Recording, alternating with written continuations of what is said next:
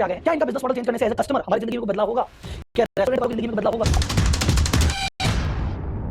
तो आइए देखते हैं कि फूड डिलीवरी के बिजनेस में कोई भी स्टार्टअप या कोई भी कंपनी आखिर पैसा कैसे कमाती है। देखो सिंपल, धंधे की बात समझता है। आपने कितना प्रोडक्ट बेचा, कितने का बेचा, उसमें क्या मार्जिन था और आपका क्या खर्चा था, इसके बेसिस पे तय होता है कि आप पैसे घर लेके जाओगे या आपकी जेब से पैसे लगेंगे। राइट, इसमें कोई डाउट नहीं है। अब बात करते हैं स्विगी जोमेटो की। तो ये स्विगी से पता पड़ता है कि भैया आपके इंडिया में टोटल कितने ऑर्डर आते हैं, ऑर्डर लेने के लिए अंकल डिलीवरी ऐप किस वैल्यू के आते हैं, उसमें कितना पैसा कमाते हो और उसमें कितना पैसा आपकी जेब से डिलीवरी करने में लग जाता है।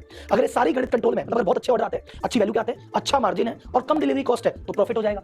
लेकिन स्विगी और जोमेटो दोनों के साथ उल्टा है, क्योंकि हमारे ना तो उतने ऑर्डर में इंडिया को भी बहुत टाइम लगेगा, यानी इनको प्रॉफिट में आने में भी बहुत टाइम लगेगा। कंक्लूजन ये है कि स्विगी जोमेटो ट्रायंगल में फंस गए। इनकी तीन पार्टियां हैं, कस्टमर जिनसे पैसा लेते हैं, रेस्टोरेंट जिससे कमीशन लेते हैं, और राइडर जिसको पैसा देते हैं। अब भैया कस्टमर चाहता है कि हमसे कम से कम पैसा लिया जाए, रेस्टोरेंट वाला कहता है हमसे कम से कम पैसा लिया जाए, और राइडर कहता है कि हमको ज्यादा से ज्यादा दिया जाए। इनमें से किसी को एक को भी नाराज कर दिया तो बिजनेस वैसे फ्लॉप है, और तीनों को खुश किया तो कभी प्रॉफिट आएगा ही नहीं। इसी बात को समझते हुए जोमेटो स्विगी दोनों ने फूड डिलीवरी बिजनेस से धीरे धीरे हाथ खींचने चालू कर दिए हैं और वो अलग अलग अलग अल्टरनेटिव पे ध्यान दे रही है। तो जोमेटो ने जो स्टार्ट किया, जोमेटो का पहला अल्टरनेटिव है वो हाइपर प्योर करके चेंज चालू कर रही है, जो रेस्टोरेंट वाले को कह रही है चलो कोई बात नहीं, तुम्हारे माल की डिलीवरी तो हम करते ही हैं, तुम एक काम करो, रॉ मटेरियल हमसे ले लो, तुम्हें सब्जी हम दे देते हैं, तुम्हें सब्जी जो भी रॉ मटेरियल जो तुम्हें बनाने में काम में लाता है ना, ये हमसे ले लो यार, तो इसी में दो पैसे कमा लेंगे। इनके पास इतने सारे हजारों रेस्टोरेंट का डेटा तो आई, इनसे बस ये बातचीत करी, थोड़ा 2 रुपए कम पे दिया, ये वाला बिजनेस इनका फल फूल सकता है। सेकंड, जोमेटो प्रयास कर रहा है कि 10 मिनट डिलीवरी। वो कह रहा है कि भैया चलो डिलीवरी में 30 40 50 मिनट लगते हैं, हो सकता है इसी चक्कर में बहुत सारे लोग ऑर्डर ना कर रहे हो, तो अगर मैं 10 मिनट डिलीवरी चालू कर दूं तो हो जाए। तो जोमेटो ने बहुत सारे अपने डार्क स्टोर बनाए। डार्क स्टोर क्या होते हैं? जहां पे स्टोर बना हुआ है, वहां पे चीजें अवेलेबल है, कस्टमर की नो एंट्री।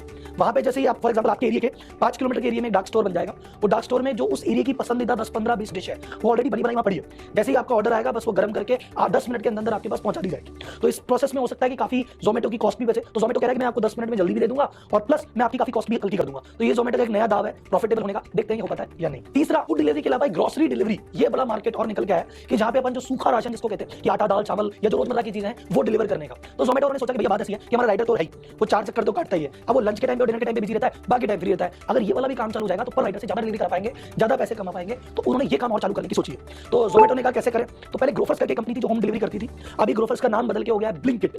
इस ब्लिंकिट को अभी जोमेटो ने एक्वायर कर लिया है और ये जो फूड डिलीवरी वाला बिजनेस है जोमेटो अपने बैनर में अब इनके साथ करवा के प्रॉफिटेबल होने का एक प्रयास कर रहा है। देखते हैं प्रयास कितना सफल हो। अब स्विगी क्या कर रहा है? स्विगी ने नई फैसिलिटी चालू की है, स्विगी जिनी। अगर आप अभी स्विगी का ऐप खोल के देखेंगे तो आपको वहां पे फैसिलिटी दिख रही होगी, कुछ शहरों में चालू हो गई है। जिनी का मतलब आप कोई भी सामान, मैं मेरे घर से मैं ऑफिस आ गया, मैं तो वॉलेट ही भूल गया, अब मैं वाइफ को बोलूंगा यार वॉलेट दे दे, कैसे होगा? मैं स्विगी जिनी करूंगा, वो घर से वॉलेट लाके मुझे दे देगा।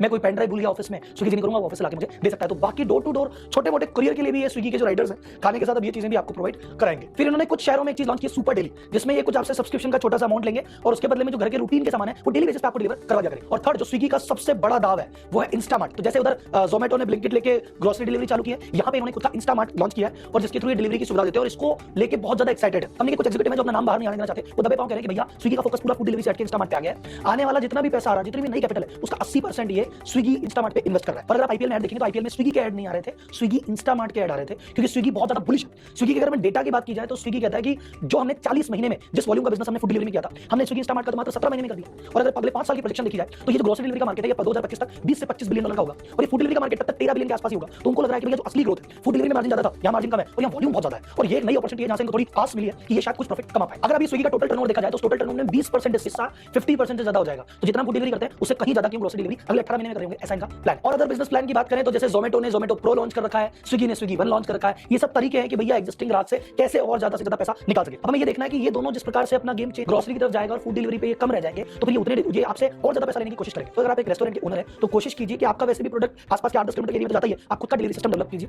खुद की वेबसाइट डेवलप कीजिए और D2C डायरेक्ट टू कस्टमर की तरफ आप अपना ध्यान लगाइए। और थर्ड बात आती है असली चैलेंज इनके लिए आने वाला है, वो है ग्रोसरी वाले। ये ग्रोसरी वाले किराना वाले पहले परेशान थे कि भैया डीमार्ट एंटर हो गया है, अब उसके बाद से ग्रोफर और इंस्टामार्ट भी लग जाएंगे तो आसपास के हमारे किराना वाले को बहुत सारी दिक्कत होने वाली है आने वाले समय में। बट डोंट वरी, उसके लिए भी हमारे मोटा भाई मुकेश अंबानी जी बड़ा प्लान लेके आ रहे हैं। तो अगर आप जानना चाह रहे हैं कि भैया ये ग्रोसरी के मार्केट में अब क्या हलचल होने वाली है, ये डीमार्ट एक तरफ डीमार्ट खड़ा है, एक तरफ जोमेटो स्विगी खड़े हैं, एक तरफ हमारे पुराने किराने वाले भैया खड़े हैं।